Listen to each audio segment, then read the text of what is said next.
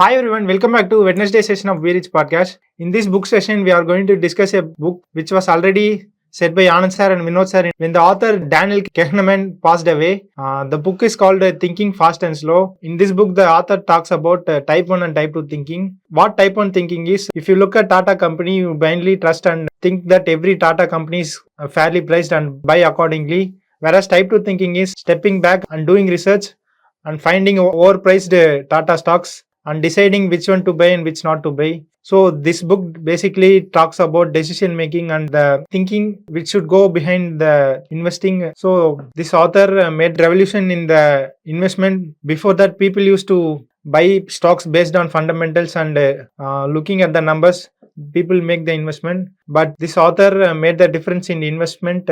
So he first gave the theory that people have rational thinking and their emotions decide when to buy and when not to buy the stocks. So how has this author made the difference in investment? Okay. First, he's a guy who won a prize in economics when he was even an economist. Okay. He was a psychologist.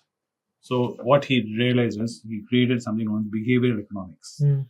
Before he came and spoke about behavioral economics, everyone assumed that you and me will be rational. Okay. We'll only do things which are good for us. If something is not good for you, you won't do it. It's logical. Makes sense. Okay. Right? So that a is knife logical will thinking. cut, so you will not take a knife and play with Okay. it. But if you see in reality, all of us play with knives. Yeah. Tossing knife, catching knife, doing this. It's all play with knife. Why do we flirt with danger? Because we are run by emotions. We are beings in nature where we like to play with our emotions and we like to explore. And part of the explorations is in our emotions. And we don't do things which are rational. We don't do things which are good for us. Okay. We like to push the boundary and see where we can go, how far we can push the boundary. So he is the main guy who discovered that. And post that, we have come to realize that the way market behaves is not a science. Yeah. It's not based on science. It is based on social science, based on human psychology and human emotions, because all market participants are human beings. Then, other than human beings, animals and aliens are not participating in our stock market. It's purely human beings, 100% through and through, who are participating. So he is a guy who came out of this. Then he came out of this book called Thinking Fast, Thinking Slow. The concept is that there are two ways human beings process information. One is when we're learning it. When we're learning it, we are slow to it. Like driving. First time, all of us know about driving, and we can remember when we learned driving. Yeah. When we learned driving, we were scared.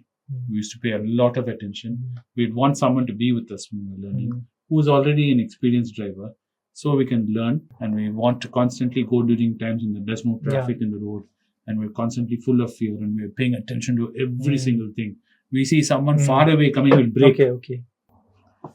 What happens over a period of time? You become more and more confident. Whatever you learn will go into first way of thinking, which is fast thinking. Now, when you drive, after so many years of experience, you don't slow down. You see a cat somewhere far away, you know. We go in autopilot mode. Correct. And that is a problem. When we learn investing, we are very careful. Yeah. Money is really hard earned money. We do not know anything. We listen to Anand sir and we're very respectful. We are very careful. We buy one share, we buy two shares. After doing it for some time, like driving, you go into autopilot. Okay. And said, someone said, okay, buy. Buy 1,000 shares. Okay. And we don't do slow thinking anymore. It becomes very hard to do slow thinking because your personality, your behavior, things creep in and it doesn't let you slow down.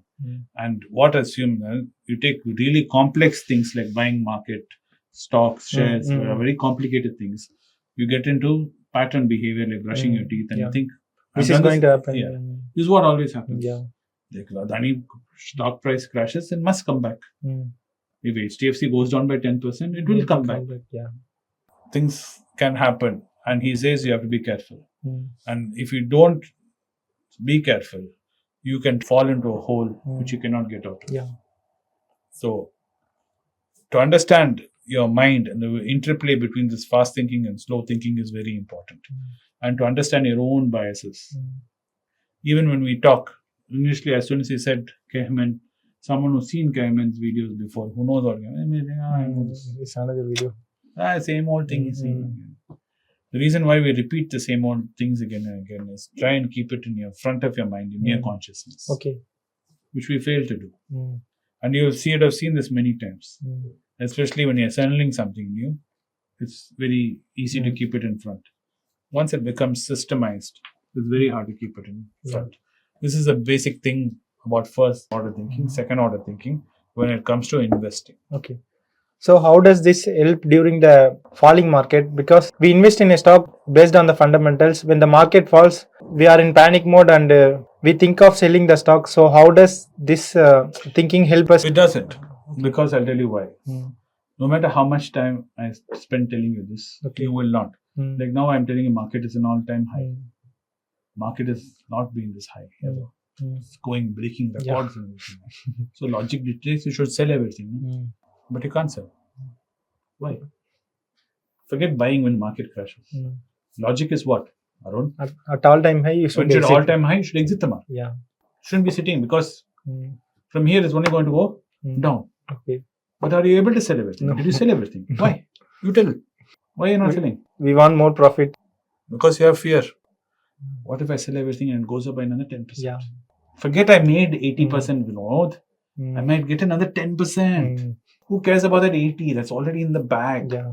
I need that other 10, 5%, 10%. Okay. I bought ITC at 180.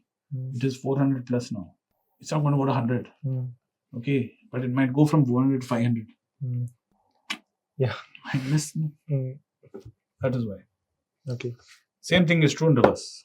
When market crashes, I can't buy, sir. If I buy and it goes down another 5%, how will I buy? So I'll wait. Market is collapsed. Then it goes back up by 10%. Then time I enter.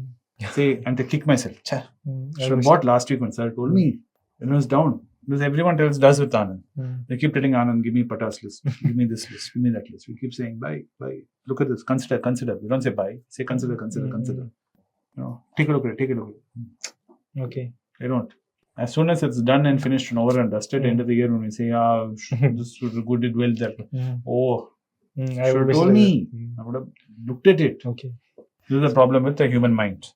No matter how much you tell it, you have a monkey inside your mind. So thank you for watching the video. So I think that this book might help you with your investments, and you should not get moved subconsciously and based on past records that this will happen. Markets are irrational, and it is not guaranteed that the same thing will happen the next time. So it is always important to step back and wait for an extra moment to take a decision. So for whoever have not read this book, I suggest you read this, and so even if you don't read, just listen to an audiobook or read summary of the book. Many websites and blogs are there which you can read, and it will not be more than 2 or 3 pages, and they'll summarize each and every chapter in a paragraph, which will be easy for you. After you read the summary and read this book, you will be able to read further and understand the concepts better. So it is important to read this book. So if you found this video informative and interesting, please like and share it with your friends and subscribe to this channel for more videos. See you in another episode. Thank you.